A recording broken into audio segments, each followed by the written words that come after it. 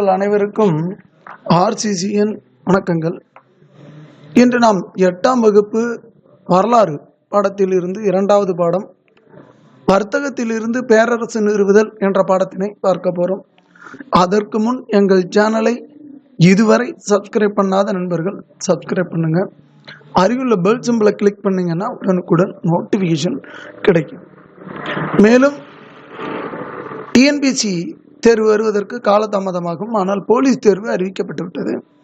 எனவே இன்னும் 78 நாட்களில் தேர்வை எழுதுவதற்கு தயாராக உள்ள நண்பர்கள் போலீஸ் தேர்வுக்கு இந்த வினாக்களிலிருந்து நிச்சயமாக வினாக்கள் வரும் என்ற நம்பிக்கையுடன் வினாவை பார்ப்போம். 1வது வினா, ஐரோப்பாவில் இருந்து இந்தியா வருவதற்கான புதிய கடல்வெளியை கண்டுபிடித்தவர் வாஸ்கோ ட காமா கிபி 1498 கண்டுபிடிக்கிறார்.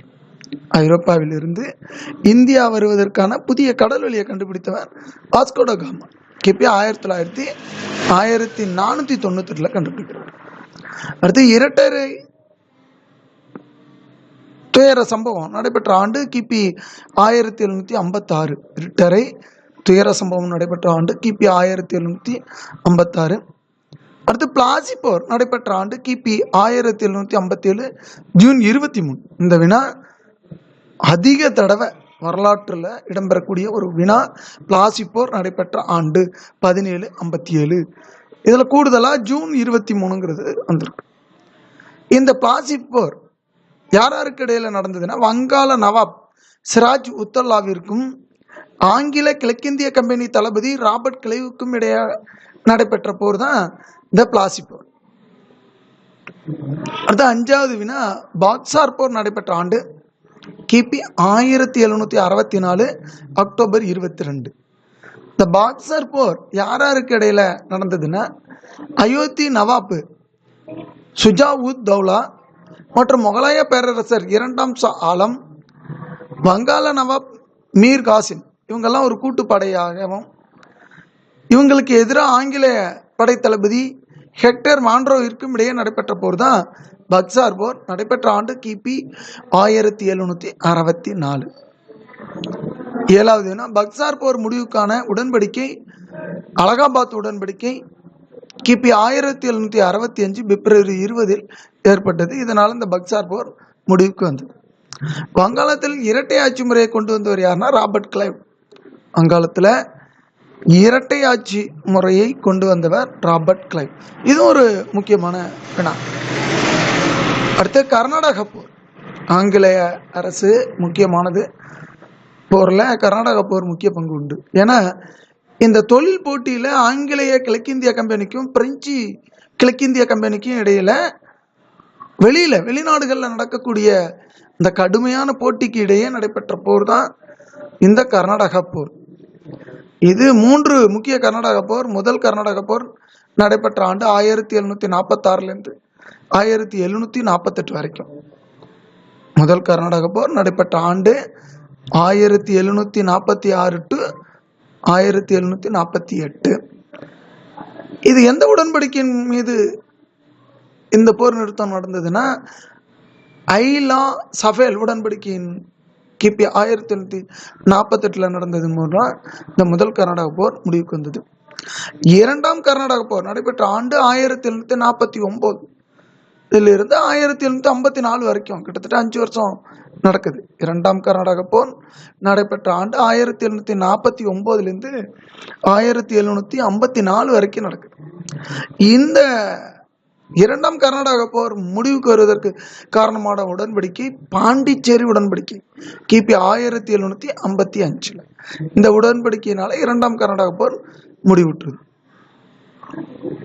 12வது வினா, 3ஆம் கர்நாடக போர் நடைபெற்ற ஆண்டு 1756.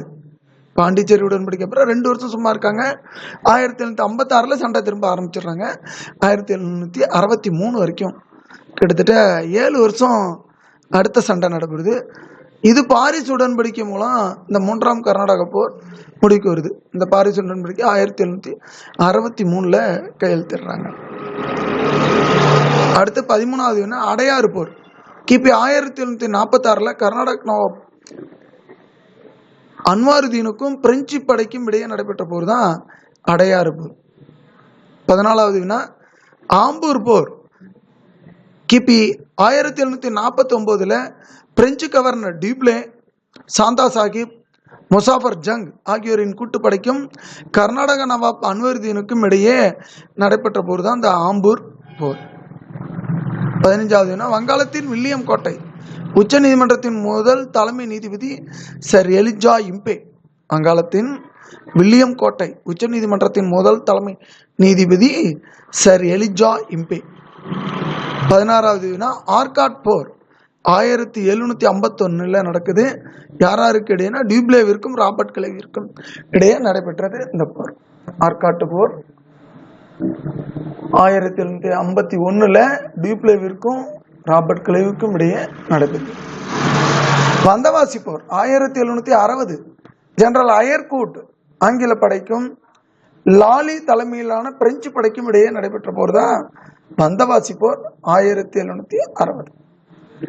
அடுத்து ஆங்கிலேய மைசூர் போர். இது ஒரு இந்தியாவில் ஒரு மிகப்பெரிய திருப்பத்தை உண்டாக்கின போர். முதல் ஆங்கிலேய மைசூர் போர் 1767 1767 அந்த காலகட்டம் தான். இதன் உடன்படிக்கை மதராஸ் உடன்படிக்கை 1769 நடைபெறுது. இரண்டாம் ஆங்கிலேய மைசூர் போர் 1780 84 வரைக்கும். மங்களூர் உடன்படிக்கை 1784 ஏற்படுது. அதன் மூலம் அது முடிக்கும். மூன்றாவது ஆங்கிலேய மைசூர் போர் 1790 1792 வரைக்கும். இந்த போர் ஸ்ரீரங்கப்பட்டின உடன்படிக்கை மூலம் இது முடிவுக்கு வருது. இந்த போரெல்லாம் பார்த்தீங்கன்னா ஹைதர் அலிக்கும் ஆங்கிலேயருக்குமான போராகவே இருக்கும். நான்காம் ஆங்கிலேய மைசூர் போர் 1799. இது ஹைதர் அலியோட மகன் திப்பு சுல்தான் போர் தீரமாக போரிடுவார். கடைசியில் திப்பு சுல்தான் கொல்லப்பட்ட போர் இந்த நான்காம் ஆங்கிலேய மைசூர் போர் 1799. அடுத்து முதல் ஆங்கிலேய மராத்திய 1775 1782 வரைக்கும் 7 வருஷம். 1775 1782 வரைக்கும் முதல் ஆங்கிலேய மராத்திய போர். ஆங்கிலேயருக்கும் மராத்தியர்களுக்கும் இடையே போர். இரண்டாம் ஆங்கிலேய மராத்திய போர் 1803 1805 வரைக்கும். மூன்றாவது ஆங்கிலேய மராத்திய போர் 1817 1818 வரைக்கும். இடையில பல்வேறுபட்ட சீர்திருத்தங்களை கொண்டுட்டு வராங்க. அதில் 1863 ICS தேர்வில் தேர்ச்சி பெற்ற முதல் இந்தியர் சத்யேந்திரநாத் தாகூர். இந்தியாவில் ஆங்கிலேய ஆட்சி ஏற்பட காரணமானவர்கள் முதன்மை சிற்பி டல்கோசி பிரபு. வாரிசு இழப்பு கொள்கை 1848. துணைப்படை திட்டம் 1798. இந்தியாவின் முதலில் காவல்துறை உருவாக்கியவர் காரன் வாலிஸ். காவல்காரன் நாம் வச்சுக்கலாம். எப்படி காவல்துறையை காரன் வாலிஸ் கொண்டு வருவார்னா காவல்காரன். இந்தியாவில் முதல் காவல்துறையை உருவாக்கியவர் காரன் வாலிஸ்.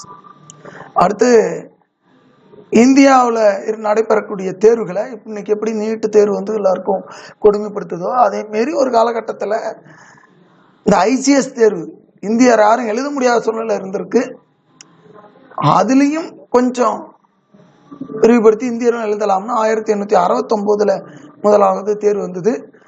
அந்த ICS தேர்வில் சுரேந்திரநாத் பானர்ஜி, ரமேஷ் சந்திர தத்து மற்றும் பிகாரி லால் குப்தா ஆகிய 3 இந்தியர்கள் ICS தேர்வில் வெற்றி பெற்றனர். 31 மதராஸ் உயர்நீதிமன்றத்தின் முதல் இந்திய தலைமை நீதிபதி சார் திருவாரூர் முத்துசாமி. மதராஸ் உயர்நீதிமன்றத்தின் முதல் தலைமை நீதிபதி சார் திருவாரூர் முத்துசாமி. இன்னைக்கும் உயர்நீதிமன்றம் போனீங்கன்னா அங்கே இவருக்கான சிலை நிறுவப்பட்டுள்ளதை நம்ம பார்க்கலாம்.